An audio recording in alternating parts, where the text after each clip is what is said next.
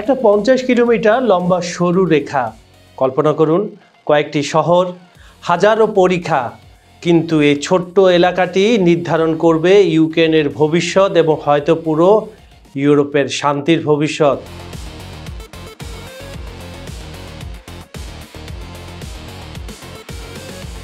আজকের খবর সংযোগের বিহাইন্ড দ্য সিনের ভিডিওতে আমরা কথা বলবো ইউক্রেনের ফস্টেস বেল্ট নিয়ে, যেটা পুতিনের জন্য সবচেয়ে বড় মাথা ব্যথা আর যেটা ছাড়া কোনো শান্তি চুক্তিতেই রাজি হচ্ছে না রাশিয়া।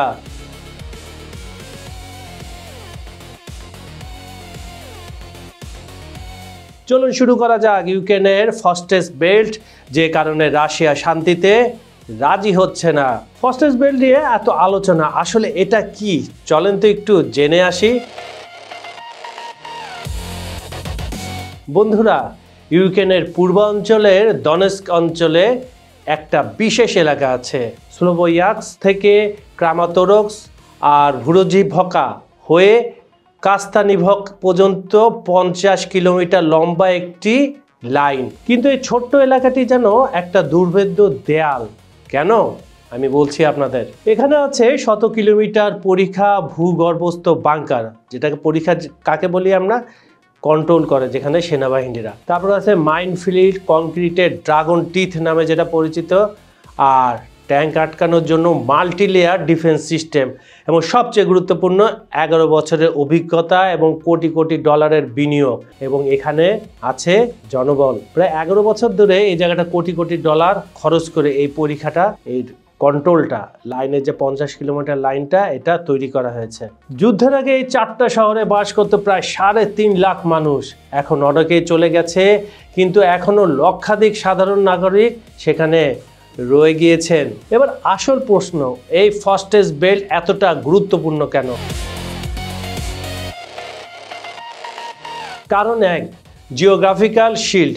এই বেল্ট হলো ইউক্রেনের শেষ সুরক্ষিত প্রতিরক্ষা লাইনের পূর্ব দিকে। যদি এটা একেবারে পড়ে যায়, মানে ভেঙে যায়, মানে রাশিয়া যদি এটা ভেঙে ফেলে, তাহলে রাশিয়ান বাহিনী সরাসরি এগিয়ে যেতে পারবে মধ্য ইউক্রেনের দিকে, জাপোরজিয়া, দনেক্স এবং আরও গভীর। অবশ্যই এমনিতে এই অঞ্চলের বেশিরভাগ এলাকা পুতিনের দখলে ইতিমধ্যে চলে গেছে, কিন্তু সেই লাইনটা খুবই গুরুত্বপূর্ণ। এদিকে একজন সামরিক বিশ্লেষক বলছেন এটা শেষ গুরুতর প্রতিরক্ষা লাইন, এরপরে আর কিছুই নাই। কারণ 2, সামরিক লজিস্টিক্স হাব। ক্রামাতোরস্ক এখন দোনেস্ক অঞ্চলের প্রশাসনিক কেন্দ্র হয়েছে। এটা সামরিক সরবরাহ, অস্ত্র উৎপাদন এবং সৈন্য মোতায়েনের প্রধান ঘাঁটি। এই শহরগুলোতে আছে সোভিয়েত যুগের বিশাল শিল্প কারখানা, যেগুলো অবরোধের সময় দুর্গ হিসাবে ব্যবহার করা হয়। কারণ 3, সাইকোলজিক্যাল ভ্যালু। 2014 সাল থেকে, মানে 11 বছর ধরে ইউক্রেন এখানে প্রতিরক্ষা গড়ে তুলেছে। হাজার হাজার সৈন্য প্রাণ দিয়েছে এই জায়গাটা রক্ষা করার জন্য। যদি এখন একটা শান্তি চুক্তিতে ছেড়ে দেওয়া হয় এই জায়গাটা, সেটা হবে বিশাল বিশ্বাসঘাতকতা ইউক্রেনের জনগণের কাছে, সেটা তারা ভাবছে। চলুন দেখে আসি রাশিয়া কি চাইছে। পুতিনের দাবি, নাম্বার 1, সম্পূর্ণ দোনেক্স এবং লুহানেক্স অঞ্চল ছেড়ে দিতে হবে। আপনাদের মনে আছে ভারত এই কয়েকদিন আগেই ভারত সফরের সময়ও কিন্তু একই কথা বলেছে কে? Vladimir Putin. নাম্বার 2, ক্রিমিয়াকে রাশিয়ান হিসেবে স্বীকৃতি। নাম্বার 3, ইউক্রেনকে ন্যাটোতে যোগ দেওয়া বন্ধ করতে হবে। নাম্বার 4, সব নিষেধাজ্ঞা ধীরে ধীরে তুলে নিতে হবে। মজার ব্যাপার হলো রাশিয়া সম্পূর্ণ দোনেক্স কন্ট্রোল করে না, তারা 70% কন্ট্রোল করে। বাকি 30% এবং সবচেয়ে শক্তিশালী অংশ এখনও ইউক্রেনের হাতে, ওই সেই জায়গাটা যেটা আমি বললাম। তবে এটা কবে হাতছাড়া হয়ে যাবে কেউ জানে না। তবে যুদ্ধের মাঠের যে অবস্থা, তাতে যে কোনো সময় এটা পুতিনের হাতে চলে আসলে আশ্চর্য হবেন না আপনি। তো বন্ধুরা, পুতিন কেন এত আগ্রহী? কারণটা সহজ, রাশিয়ান সৈন্যরা 3 বছর ধরে চেষ্টা করে এই ফস্টেস বেল্ট ভাঙতে পারছে না। দেখুন, বাখমুত শহর দখল করতে তাদের লেগেছিল 10 মাস। এদিকে হাজারো হাজারো ক্যাজুয়ালিটি হয়েছে, এবং চাসিভ ইয়ার দখল করতে 26 মাস লেগেছিল মাত্র 11 কিলোমিটার এগোতে। এই হিসাবে পুরো ফার্স্টেজ বেল্ট দখল করতে লাগবে কয়েক বছর এবং লক্ষ লক্ষ সৈন্যের প্রাণ উভয় পক্ষেরই। তাই পুতিনের কৌশল যুদ্ধে না পেরে শান্তিতে চুক্তিতে হাতিয়ে নাও।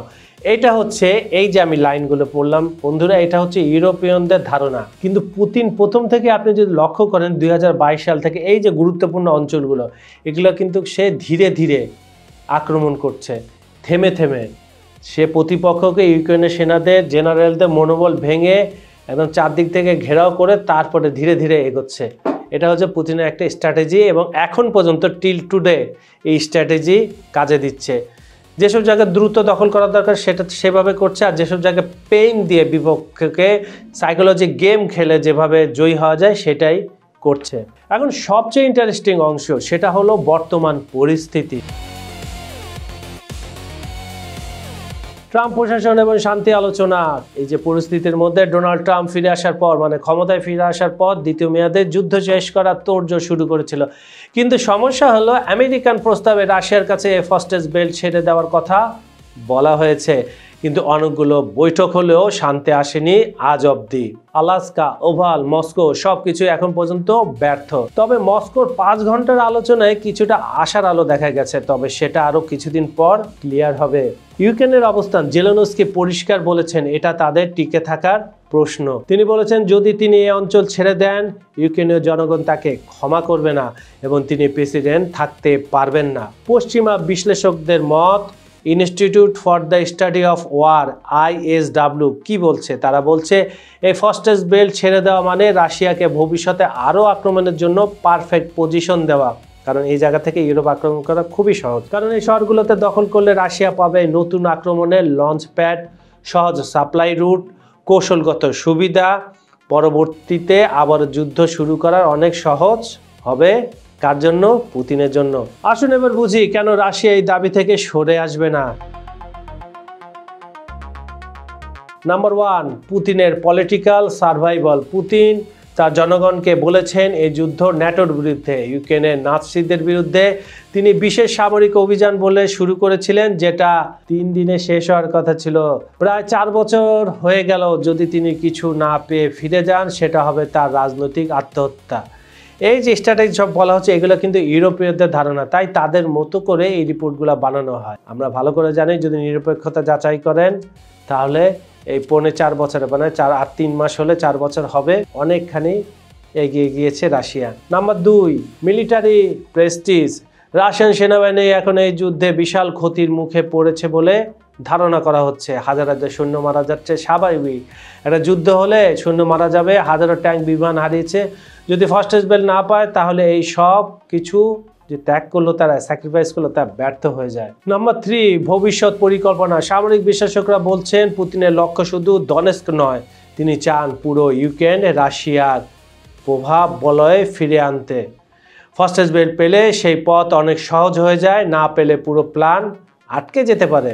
এবার একটা ইন্টারেস্টিং তথ্য শেয়ার করি। বাস্তবতা কি? আধুনিক যুদ্ধের বাস্তবতা হলো বর্তমানে প্রযুক্তিতে প্রতিরক্ষা করা আক্রমণের চেয়ে অনেক সহজ। কেন?